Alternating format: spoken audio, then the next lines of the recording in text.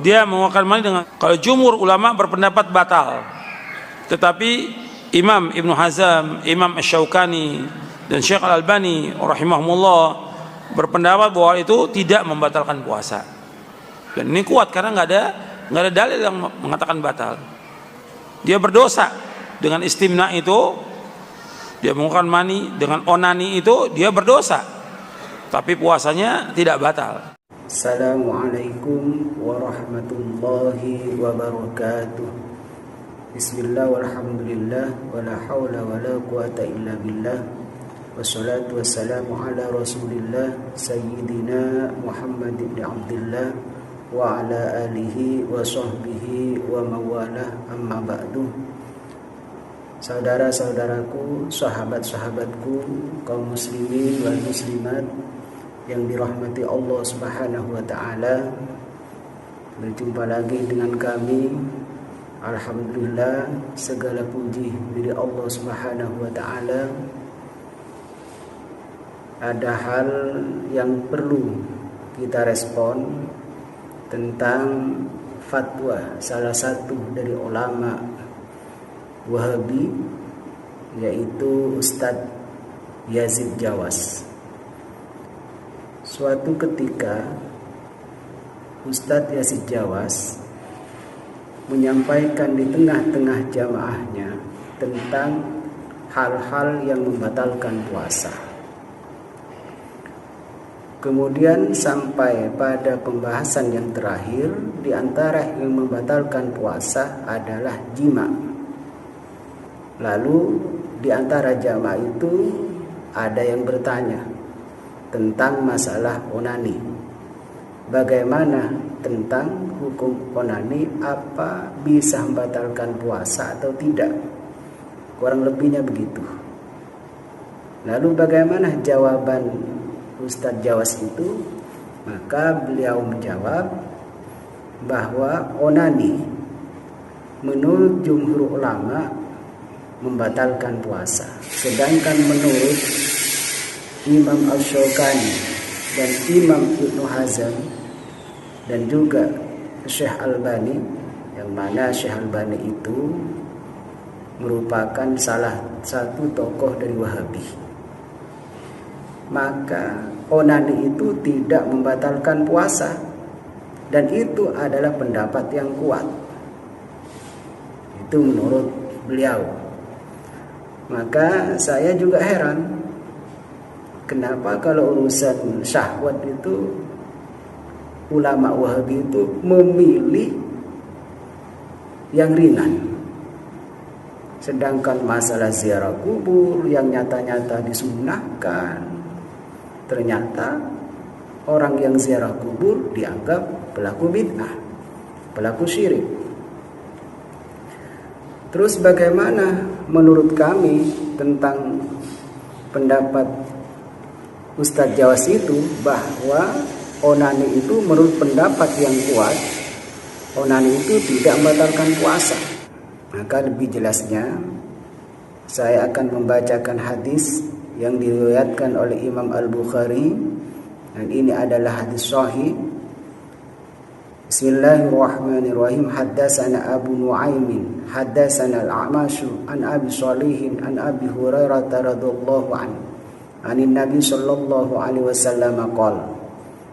Hadis diceritakan oleh Abu Nu'aim, diceritakan oleh Al-A'mash dari Abi Shalih, dari Abi Hurairah radhiyallahu anhu, dari Nabi Muhammad sallallahu alaihi wasallam, bahwa Rasulullah sallallahu alaihi wasallam bersabda, yaqulullahu ta'ala azza wa jalla.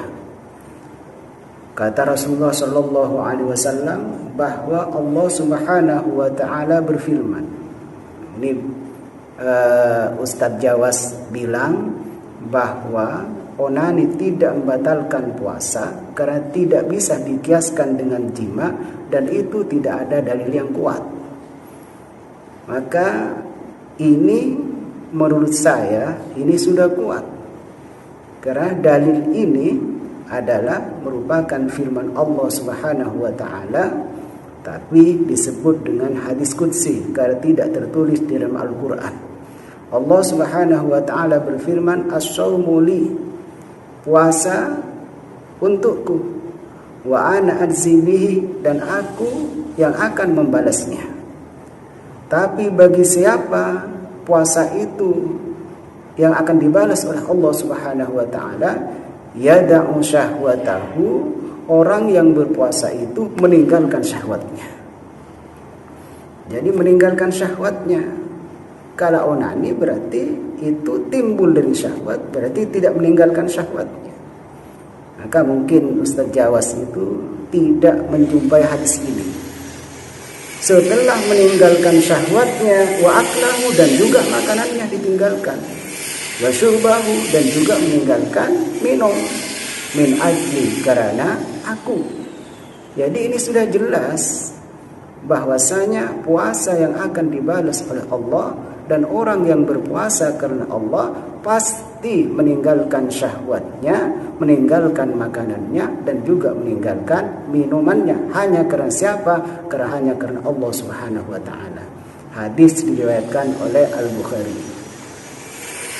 Terus yang kedua, pendapat dari Imam An-Nawawi menjelaskan dalam kitab Al-Majmu' Syarh Muhadzab, juz 7 sahifah 390. Wa inistamna fa anzala batala shaumuhu. Wa inistamna, dan jika seseorang menginginkan keluar sperma, artinya onani, berupaya, istamna ini berupaya, berusaha untuk mengeluarkan sperma, artinya memang disengaja, ya termasuk onani itulah, batala shaumuhu, maka puasanya itu batal. Kenapa? Li'annahu inzalun an mubasyaratin, karena sesungguhnya keluar sperma itu, istimna itu merupakan keluar sperma dari bertemunya kulit secara langsung.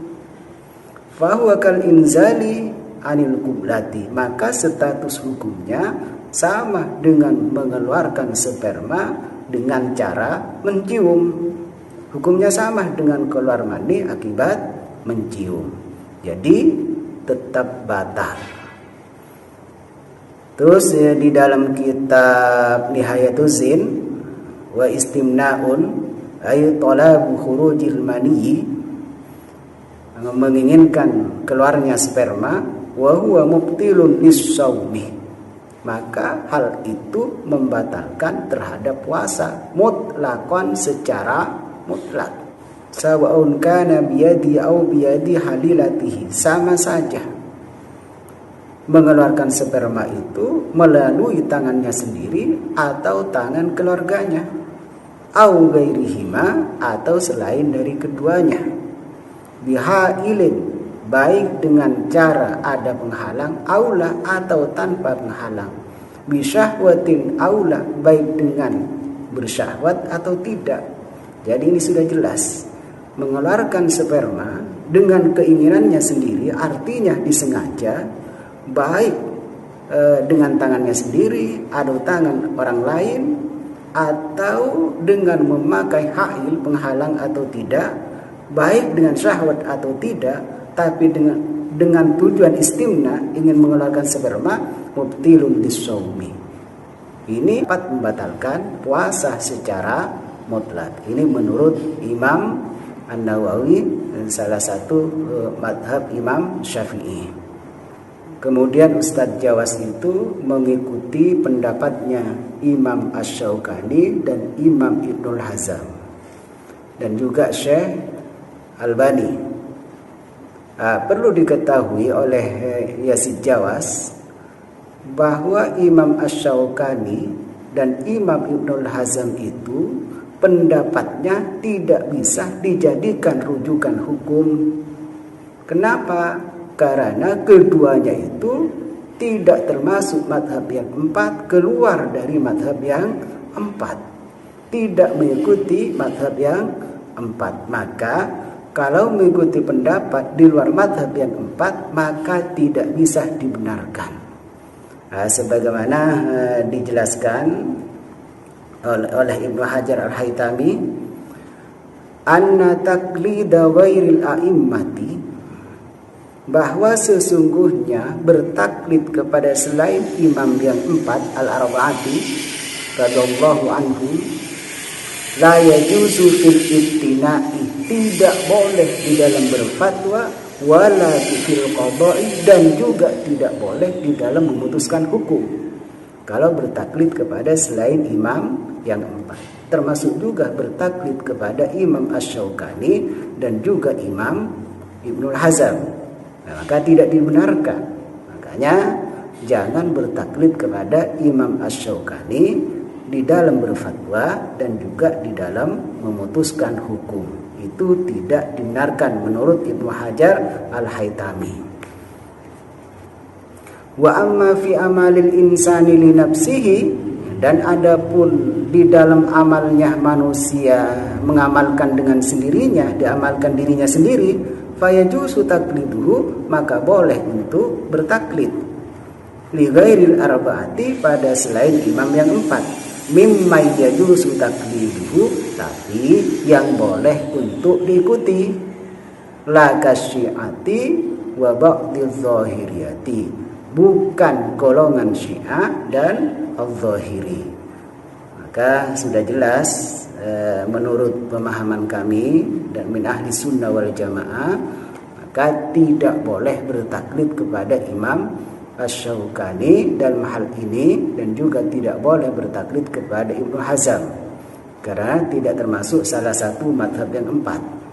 Termasuk juga pendapat Ibnu Shalah dari mazhab Imam Syafi'i tentang larangan mengikuti selain mazhab yang empat.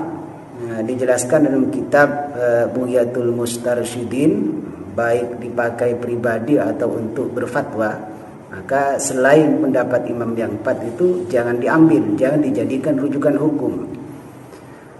Mas'alatun naqala Ibnu Shalahi al-ijma'ah. Ibnu Shalah menukil tentang masalah ijma' ala annahu la yajuzu taklidu ghairil a'immati al-arba'ati.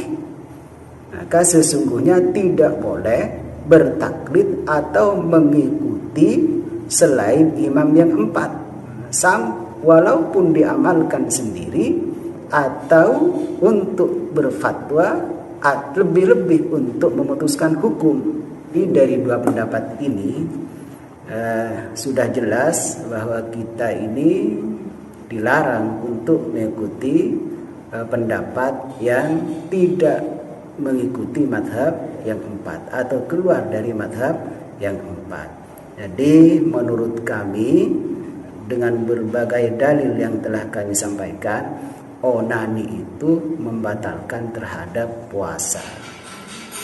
Mungkin ini sebagai pemahaman dari kami dan untuk dipahami oleh semua umat, bahwa pendapat Yazid Jawas itu tidak bisa dibenarkan karena bertentangan dengan dalil-dalil yang telah saya sampaikan. Oke, sekian, terima kasih. Wassalamualaikum warahmatullahi wabarakatuh.